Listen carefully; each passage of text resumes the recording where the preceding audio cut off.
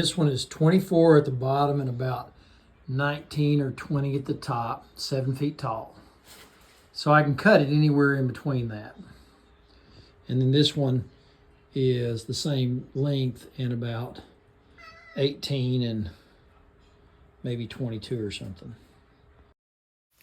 Here I am leveling or planing the slab with my router jig. If you'll notice, it's on rails, which makes it float and move a lot easier.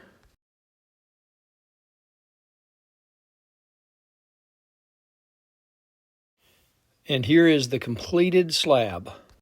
So I just put epoxy on it. And I kind of painted it on it also. And of course I put some black pigment in the epoxy. And what I notice is this is the more rotted wood, pecked wood. And it looks gray and it's absorbing it in. And of course it's not doing anything. This is the underside, so it's kind of like the test side. Again, look, it looks kind of gray. So, but it looks pretty cool, I think.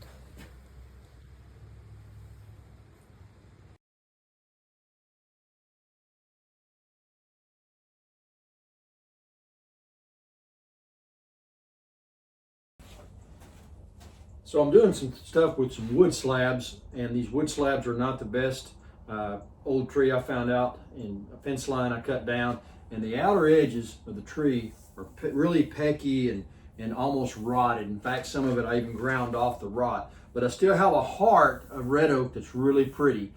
And then I looked, and the outside of it actually has a different but unusual color grain. So I thought, man, let me just try to see what I can do with these slabs and save them. So I've got a couple of slabs out of the same kind of a sister log to this that I cut up into 2 pieces.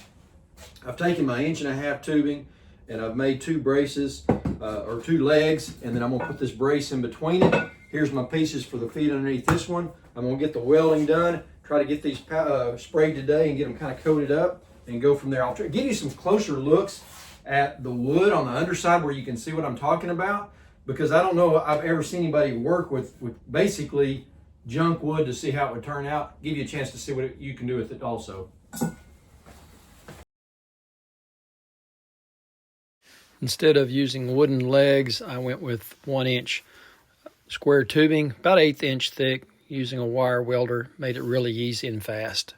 And then I ended up powder coating it with like a Line-X style aftermarket bed liner spray, and touched up with some Rust-Oleum gloss black paint.